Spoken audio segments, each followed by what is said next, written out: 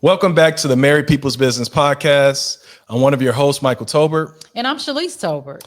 And you know what? We have a great topic for you, and it deals with people that are about to get married, those newlyweds, those newly minted relationship folks. And there are so many things that are going on when you get into a serious relationship with somebody and you're about to jump the broom. One of the things you think about is where to have the wedding. You think about where the reception will be. You think about all of these things that flood your mind.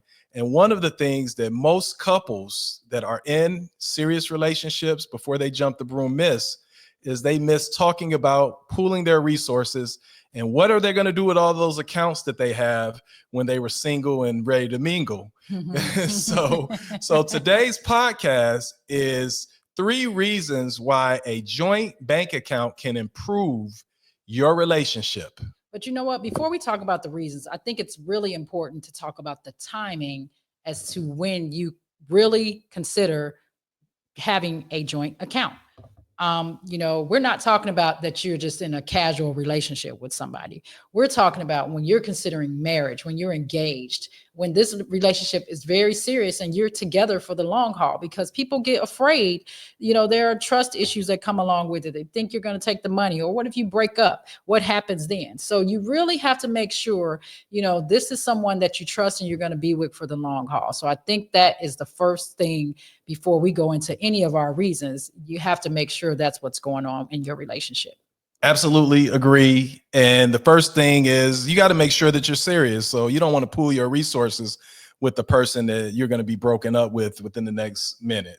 Right. So the first step and our caveat and our disclaimer is we're not just asking you to pool your resources together with just any old Joe Smo. Right. We're saying this person is serious. This person is who you plan on spending the rest of your life with, or a significant portion of your life with. Right. So once you get over that hurdle, then now we talk about the 3 great reasons why you should have a joint bank account and how having a joint bank account can actually improve your relationship. So the number one thing that we found when researching this subject, number one benefit that joining your resources and having a joint bank account is what? It's enhancing the quality of your relationship. So it does that because there's a research study that was done by Professor Jenny Olson at Indiana University. She's a marketing professor. And what she did was took groups of folks who were either newly married or engaged to be married. And one group had joint accounts. The other group did not have joint accounts. And after 2 years during the study, the group that had the joint accounts had a better quality relationship than the group that didn't have the joint accounts. And these were couples that were still together in this research. So she found that the ones that had the joint accounts had an enhanced relationship, had a better relationship, were happier. And the ones that didn't have the joint account had more problems. And a lot of them were related to finances.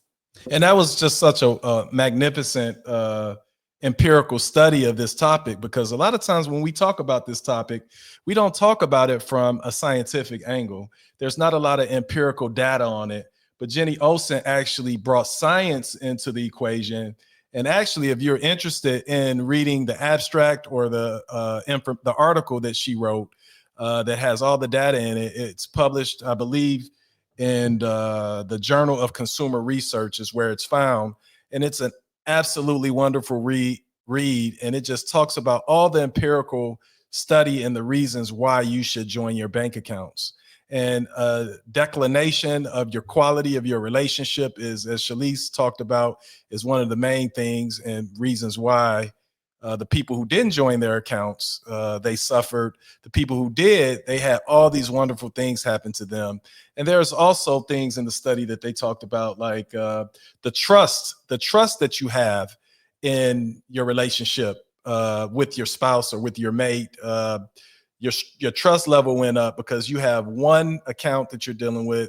And also, the research also found that there was some self-fulfillment in the couples, because now they only had one account, and all of their goals and dreams and the things that you use to accumulate money so that you can accomplish all of those things are in one place, and you essentially can keep your eye on the prize. and you can get to your goals a lot faster. So it was just a wonderful study that Jenny Olson did.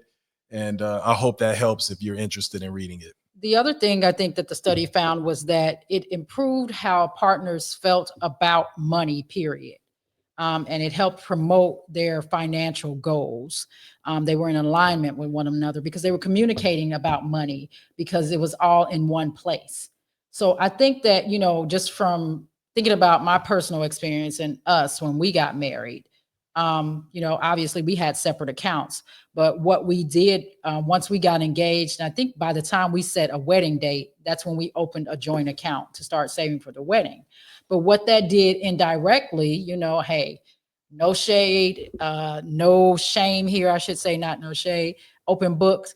My credit score was not great. So, you know, that's a nice way of putting it. It wasn't horrible. It wasn't horrible, but it wasn't as good as yours. Yeah. So, you know, I was coming off of, you know, I needed to have every name brand stuff and credit cards everywhere. And then, you know, realizing I didn't need that stuff by the time I got to law school, but by the time we got married, it obviously had negatively affected my credit score. So us getting together, having a joint account started to help improve that and putting us on the same page and alignment of what the financial goals should be. And at that point, it was debt elimination for me. Yeah, and you really bring up a really good point, and that exchange is really what it forced us to do. Is, let me tell y'all know how I feel about my wife. My wife is cute and she got everything going on, you know, but that beauty could cloud your senses. Oh my goodness.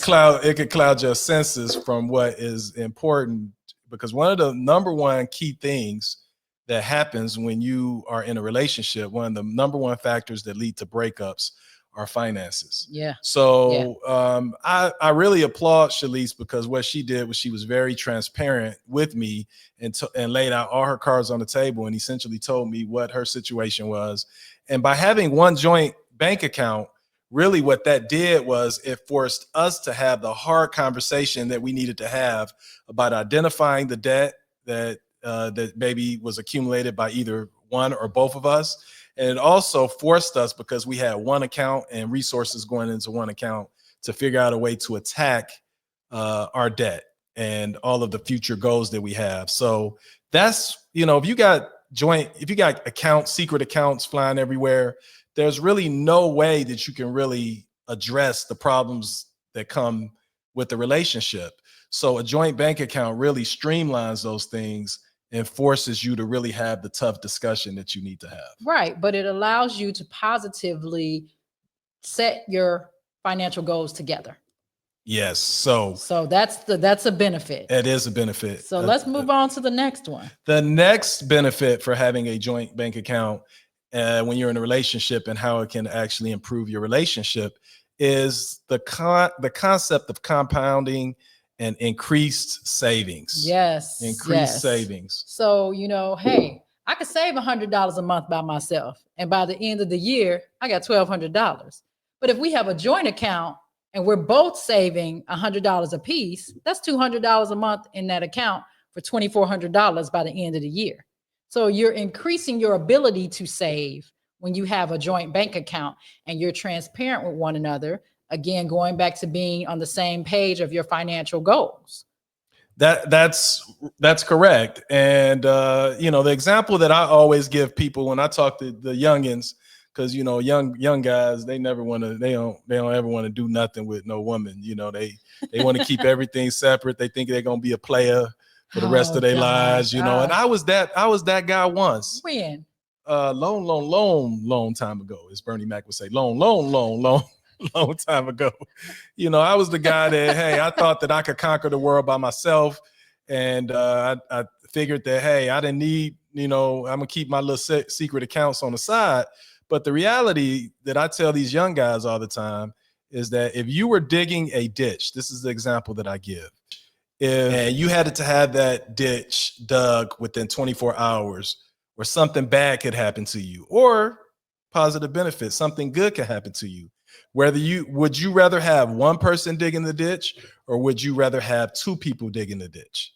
So most of the young guys that I talk to will say, Of course, I would rather have two people digging a ditch. Right. And that's exactly what the number 2 point in this podcast is talking about, your ability to multiply and increase your efforts in arriving at a goal. And that's what a joint bank account does. It allows for you, not just you, but you plus one, to be able to come together and actually increase your ability to be able to save more money.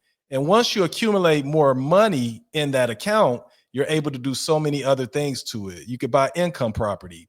You could invest it. You can, help your family. It's all kind of things that you can do when you multiply your efforts and not just have one person putting into an account versus two. Right. And it doesn't always have to be an equal amount, but it's still better than the solo effort. Even if my example was $100 from me and, $100 from my partner, my husband, my spouse, whoever I've got the joint account with.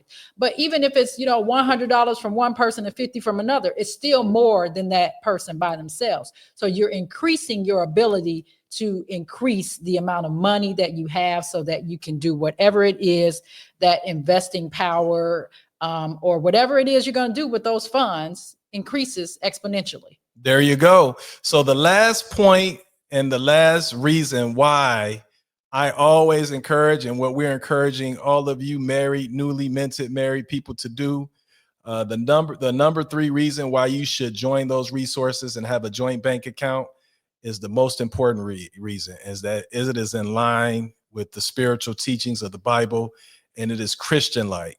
And if you don't believe me, if you think that I'm just making up stuff and I'm not really telling you what I believe is in the Bible, I'm going to have to give you some scripture.